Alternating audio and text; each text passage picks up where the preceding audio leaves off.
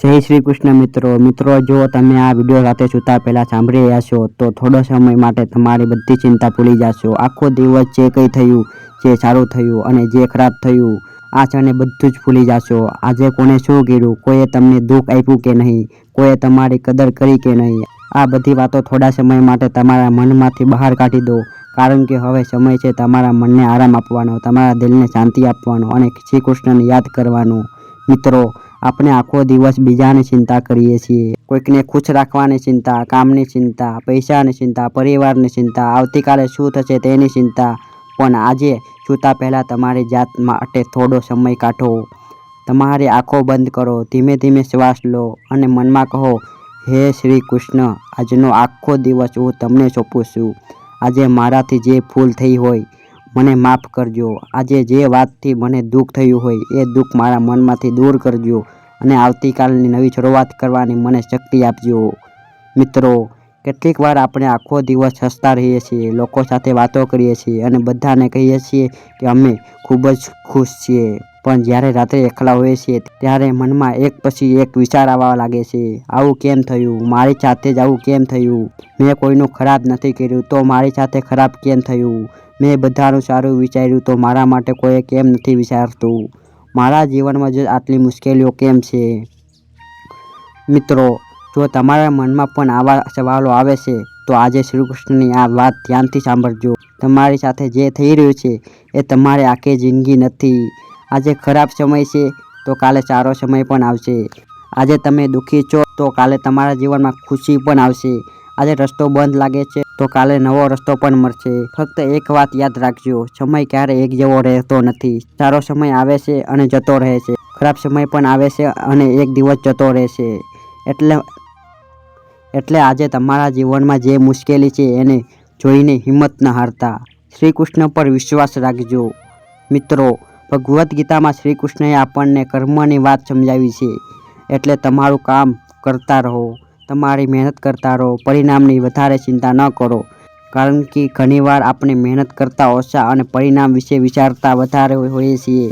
આપણે વિચારીએ છીએ, મારી મહેનતનું શું થશે, મને સફળતા મળશે કે નહીં, લોકો મને સ્વીકારશે કે નહીં, મારું કામ થશે કે નહીં, અને આ વિચારોથી આપણું મન આખો દિવસ થાકી જાય છે। મિત્રો, આજથી એક વાત યાદ રાખજો, મહેનત કરવી તમારા હાથમાં છે પણ પરિણામ ક્યારે મળશે એ તમારા હાથમાં નથી। એટલે તમારી મહેનત ભગવાનને સોંપી દો। તમે સાચા દિલથી મહેનત કરો, તમારું કામ ઈમાનદારીથી કરો અને પછી કહો, હે કૃષ્ણ, હવે આગળ જે થશે એ તારી ઈચ્છા। જ્યારે માણસ આ વાત સ્વીકારી લે છે ત્યારે મનનો ઘણો ભાર ઓછો થઈ જાય છે। મિત્રો, ક્યારે આપણને કોઈ માણસ દુઃખ આપે, કોઈક આપણો વિશ્વાસ તોડી નાખે છે, કોઈક આપણને છોડીને ચાલ્યો જાય છે અને પછી આપણે રાતે સૂતા પહેલાં એ જ માણસને વિશે વિચારતા રહીએ છીએ, એને મારી સાથે આવું કેમ કર્યું, મેં તો તેનું ખરાબ નહોતું કર્યું, મેં તો તેનો સાચો પ્રેમ આપ્યો હતો, મેં તો તેનો સાથ આપ્યો હતો, તો પછી તેને મને કેમ છોડ્યો। મિત્રો, જો આજે તમારા દિલમાં પણ કોઈ વ્યક્તિ માટે આવું દુઃખ છે તો આજે રાતે તેને તમારા મનમાંથી જવા દો, માફ કરી દો। એના માટે નહીં, પણ તમારી પોતાની શાંતિ માટે, કારણ કે જ્યારે તમે કોઈને માફ નથી કરતા ત્યારે તમે એ માણસને તમારા મનમાં જ જગ્યા આપી દો છો। એ માણસ કદાચ તમારી જિંદગીમાંથી દૂર થઈ ગયો છે પણ તમારા વિચારો હજુ પણ તમારી સાથે જ છે। મિત્રો, કોઈએ તમને દુઃખ આપ્યું હોય તો એકવાર દિલથી કહો, હા, તમે મને દુઃખ આપ્યું છે પણ હવે હું આ દુઃખ મારી સાથે લઈને નહીં ફરું, હું તમને માફ કરું છું, હવે હું મારી જિંદગીમાં આગળ વધીશ। આ વાત બોલવી મુશ્કેલ છે પણ જ્યારે તમે સાચા દિલથી માફ કરશો ત્યારે તમારા મનને સાચી શાંતિ મળશે। મિત્રો, આપણે ભૂતકાળની ચિંતા કરીએ છીએ, જે થઈ ગયું છે અને ફરીથી વિચારીએ છીએ, પણ એક વાત યાદ રાખજો, જે થઈ ગયું છે તે હવે પાછું નહીં આવે। તમે ગમે તેટલું વિચારો, ગમે તેટલું દુઃખી થાઓ, પણ ગઈકાલનો દિવસ પાછો નહીં આવે। એટલે જે થઈ ગયું એને જવા દો, જે ભૂલ થઈ છે તો એમાંથી શીખો, પણ આખી જિંદગી એ જ ભૂલને લઈને બેસીને ન રહો। તમે માણસ છો, માણસથી ભૂલ થાય, તમારી ભૂલ તમને ખરાબ માણસ નથી બનાવતી, તમારી ભૂલ તમને કંઈક શીખવે છે। એટલે પોતાની જાતને પણ માફ કરવાનું શીખો। કહો, મારી પાસેથી ભૂલ થઈ હતી પણ હવે હું એ ભૂલ ફરીથી નહીં કરું, હવે હું આગળ વધીશ। મિત્રો, આવતીકાલની ચિંતા પણ આપણને ઘણીવાર પરેશાન કરે છે. આવતીકાલે શું થશે?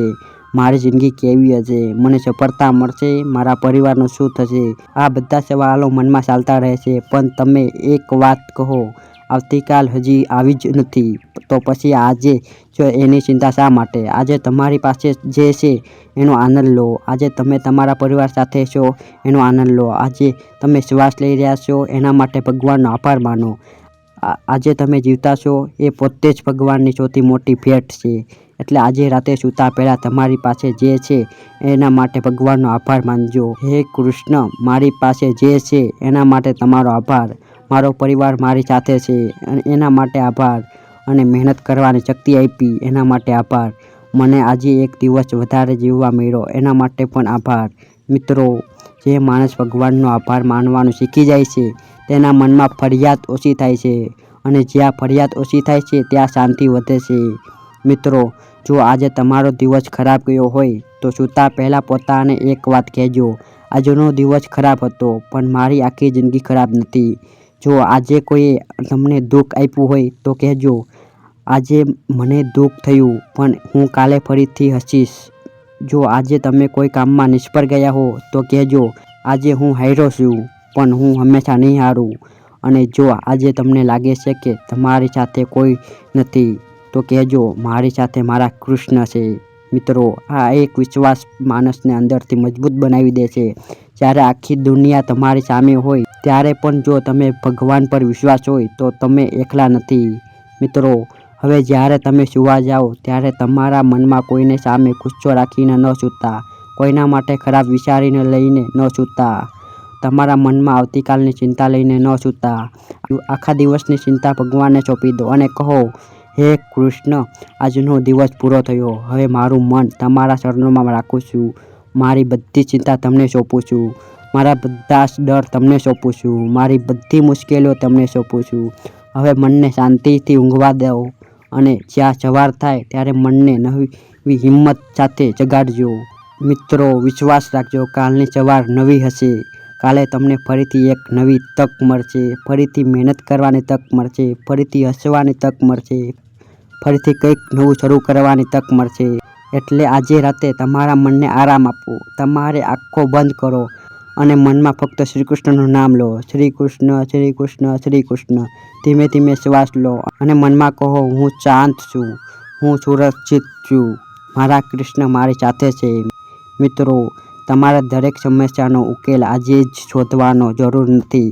કેટલીક સમસ્યાનો ઉકેલ સમય આપશે, કેટલીક વાતોનો જવાબ ભગવાન આપશે અને કેટલીક વાતો એવી હશે જેનો જવાબ તમને થોડા સમય પછી સમજાશે. એટલે દરેક વાતનો જવાબ આજે જ શોધવાની કોશિશ ન કરો. ક્યારેક જીવનને થોડો સમય આપવાનો પણ જરૂરી છે, ક્યારેક શાંતિથી રાહ જોવી પણ જરૂરી છે અને ક્યારેક ભગવાન પર વિશ્વાસ રાખવો પણ જરૂરી છે. મિત્રો, જો આજે કોઈએ તમને દુઃખ આપ્યું હોય તો યાદ રાખજો, તમે ખરાબ નથી. જો કોઈએ તમારી કદર ન કરી હોય તો યાદ રાખજો, તમારી કિંમત ઓછી થઈ હતી. તો કોઈએ તમને છોડી દીધા હોય, તમારી જિંદગી પૂરી નથી થઈ ગઈ. અને જો આજે તમે નિષ્ફળ થયા હો તો યાદ રાખજો, તમારી સફળતાની વાર્તા હજુ પૂરી નથી થઈ. કદાચ તમારી જિંદગીનો સૌથી સારો સમય હજુ આવવાનો બાકી છે. એટલે હિંમત રાખો, ધીરજ રાખો અને શ્રી કૃષ્ણ પર વિશ્વાસ રાખો. હવે મિત્રો, આ વિડીયો પૂરો કરતાં પહેલાં એક છેલ્લી વાત દિલમાં રાખજો. જીવનમાં જે મળે તેને પ્રેમથી સ્વીકારજો, જે જાય તેને શાંતિથી જવા દો, જે મેળવ્યું નથી તેને પાછળ આખું જીવન ન બગાડો, અને જે તમારા હાથમાં નથી એ શ્રી કૃષ્ણને સોંપી દો. તમારું કામ છે મહેનત કરવી, સાચા રસ્તા પર ચાલવું, કોઈનું ખરાબ ન કરવું અને પોતાના મનને સાચવવું. બાકી બધું શ્રી કૃષ્ણ પર છોડી દો, કારણ કે જે માણસ પોતાનું જીવન શ્રી કૃષ્ણને સોંપી દે છે તેના મનમાં ધીમે ધીમે શાંતિ આવવા લાગે છે. તો મિત્રો, હવે આંખો બંધ કરો, ધીમે ધીમે શ્વાસ લો, તમારા મનમાં આજની બધી ચિંતા દૂર કરો અને છેલ્લી વાર દિલથી કહો, હે શ્રી કૃષ્ણ, આજની બધી ચિંતા તમને સોંપી, આજનું બધું દુઃખ તમને સોંપ્યું, આવતીકાલની બધી ચિંતા પણ તમને સોંપી. હવે મારું મન શાંત છે, મારું દિલ શાંત છે, કારણ કે મને વિશ્વાસ છે તમે મારી સાથે છો. મિત્રો, હવે શાંતિથી સૂઈ જાઓ અને કાલે એક નવી સવાર તમારી રાહ જોઈ રહી છે. નવી આશા સાથે, નવી હિંમત સાથે અને શ્રી કૃષ્ણના આશીર્વાદ સાથે તમારી જિંદગી ફરીથી એક નવી શરૂઆત કરશે.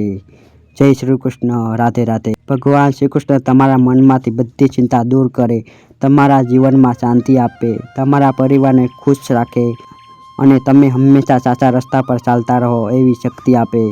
શુભ રાત્રિ. જય શ્રી કૃષ્ણ.